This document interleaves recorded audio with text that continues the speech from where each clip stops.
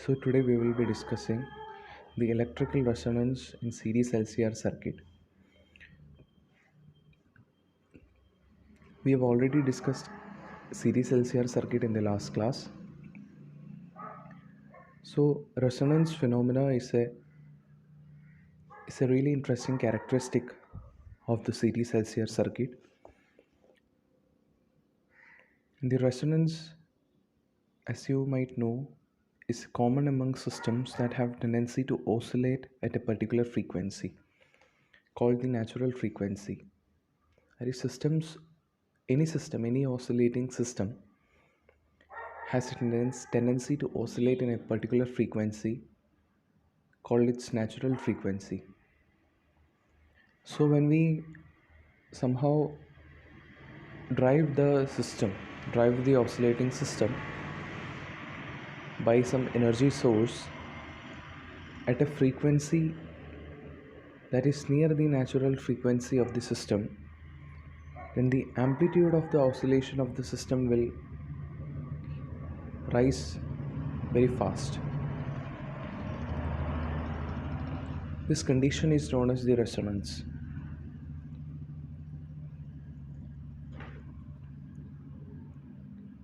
So here we know the amplitude of current in the LCR circuit is given by I equals EMF E upon impedance, which is root over R square plus XL minus XC all square, where XL and XC are the reactance, inductive reactance and capacitive reactance respectively.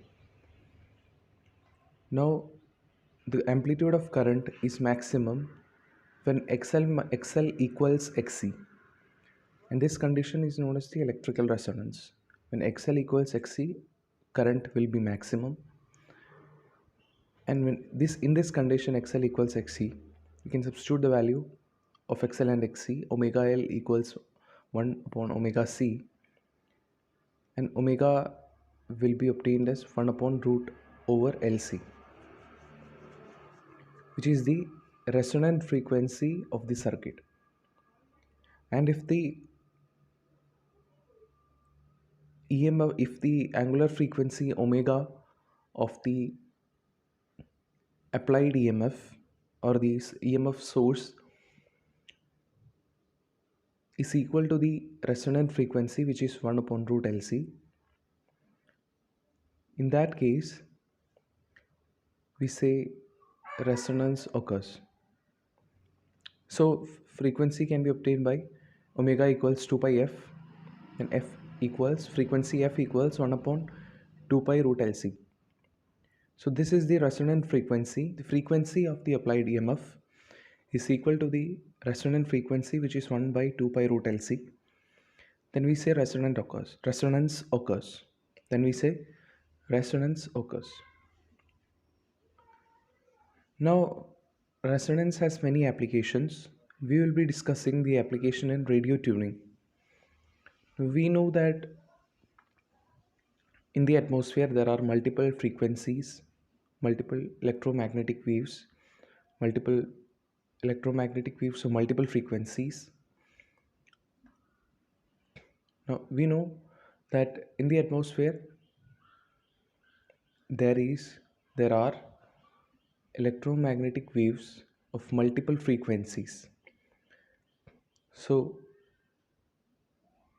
in case of radio, we know there are large number of channels: 92.7 hertz, 93.5 hertz, 98.3 hertz, etc., etc. So how do we get only a particular channel when we tune the radio? So what happens is we have a series LCR circuit inside the radio. Suppose this is the radio, and we have a series LCR circuit inside the radio whose resonant frequency is given by f0 equals 1 by 2 pi root LC. Now all these frequencies in the atmosphere are induced in the antenna. That is, antenna catches all these frequencies. Antenna does not do any selective absorption. It selects or it catches all these frequencies. The voltages corresponding to all these electromagnetic waves or all these frequencies are absorbed, are induced in the circuit. Now suppose we are tuning the radio, that is we are changing the, or we are rotating the knob of the radio. Suppose we are tuning the radio, that is we are rotating the knob of the radio to reach a particular channel. So here what we are doing in turning the knob is we are changing the capacitance of the circuit. When the capacitance of the circuit changes, the resonant frequency changes. Note that the resonant frequency of a circuit, of a series LCR circuit, can be changed by changing the either inductance or capacitance. In radio we normally change the capacitance. So by turning the knob, rotating the knob, we are changing the capacitance and hence changing the resonant frequency. And suppose the resonant frequency is something like 92.7 Hertz. Frequency corresponding to this resonant frequency will be matched here, and the corresponding current and power of this frequency 92.7 Hertz will be maximum. So we will be listening to this channel only. All other channels will be there.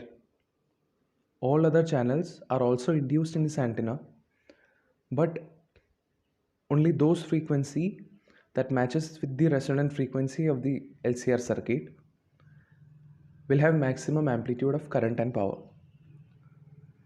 So which is why we only listen to that channel. Now we know the current amplitude is given by I equals E upon root over R square plus XL minus XC whole square, which is E upon root over R square plus omega L minus 1 by omega C whole square. So this amplitude of current I will be maximum when omega equals the resonant frequency, which is 1 upon root LC. Only in this case the amplitude of current will be maximum. For all other values of omega, the current will be less than this value, less than the maximum value of current. Now if we draw a graph between current and omega, if we draw a graph between current and omega, in that case, for lower values of omega, lower part of omega or lower values of omega, what happens is when omega is low, this term omega L, when omega is small,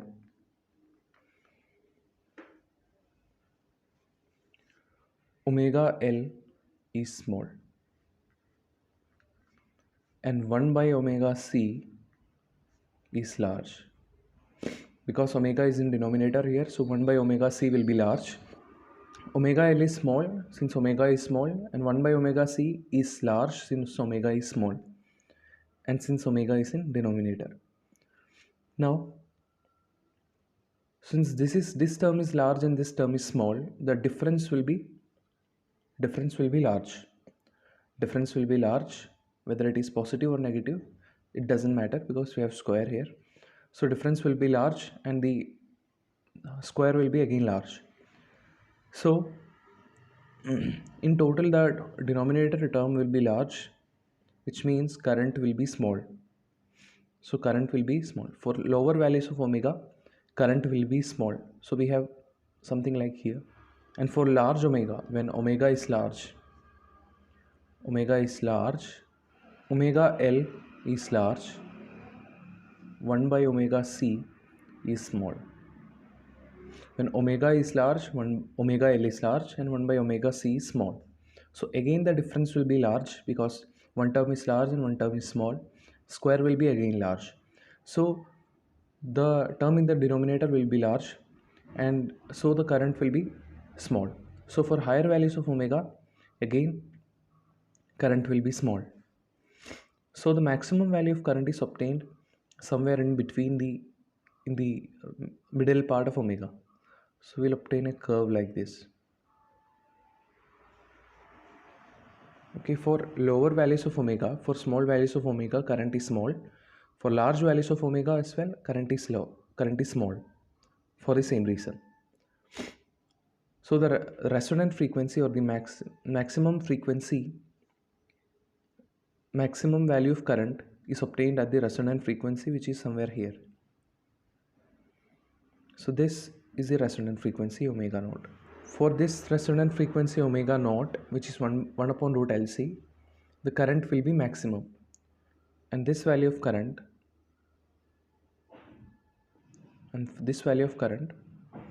is the maximum current, I naught max. So this is the value of current obtained when omega is equal to omega naught. Now suppose instead of choosing omega as omega naught, we choose omega as some other value which gives current I naught by root 2. If this is I naught, suppose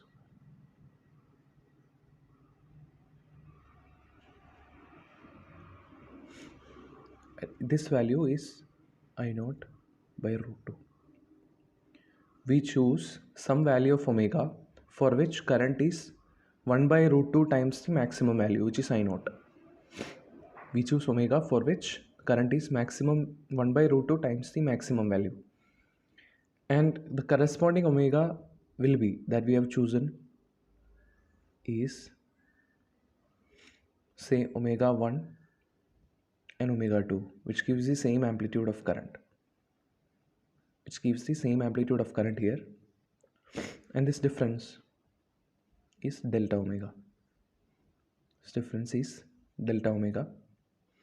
And corresponding to this current, I naught by root 2, what will be the power? Power is given by, we know that I square R, right? So here power will be I naught by root 2 square into R, which is I naught square R by 2. That is, the power will be, if power was maximum here, that is P naught, here power will be P naught by 2. So omega 1 and omega 2 are the values of omega which we have chosen, for which the current is I naught by root 2 or 1 by root 2 times the maximum value I naught, or when the power is half of the maximum value of power at the resonant frequency. This difference, omega 1 minus omega 2, which is 2 delta omega, and this is known as the bandwidth.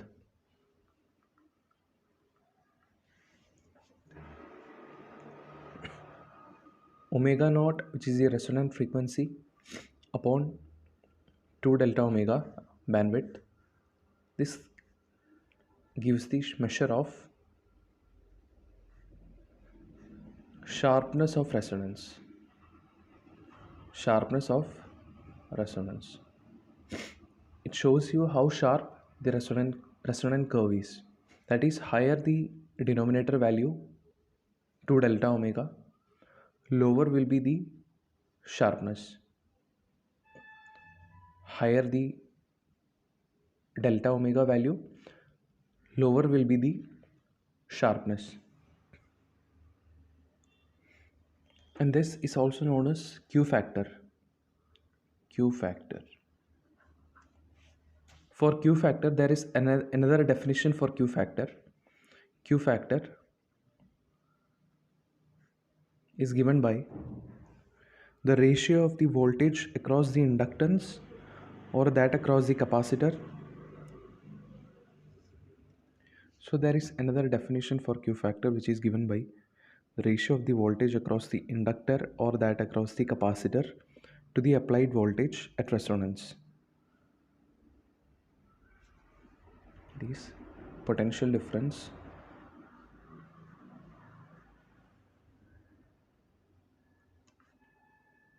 across inductor or capacitor. You can take either of them, or capacitor,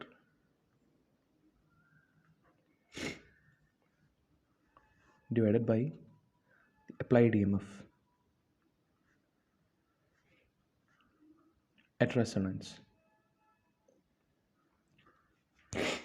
So we know that at resonance, applied EMF will be the EMF or the voltage drop across the resistor only, because at resonance the voltage drop across inductor and capacitor cancels each other and the circuit will be purely resistive. So in that case, applied EMF will be the potential drop across resistor only, which is IR, if I is the current flowing through the circuit and R is the resistance. Now if the potential difference across the inductor, we know is potential difference across the inductor is VL, and applied EMF is IR. VL can be further written as I XL, and this is IR. I cancels and XL can be written as omega L, again R. So this gives the Q factor. At resonance, omega becomes omega naught, and omega naught is 1 upon root LC, and here is L by R, and Q factor becomes root L cancels from here, and this becomes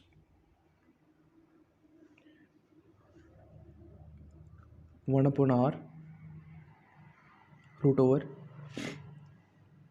L by C. So this is the Q factor. Thank you.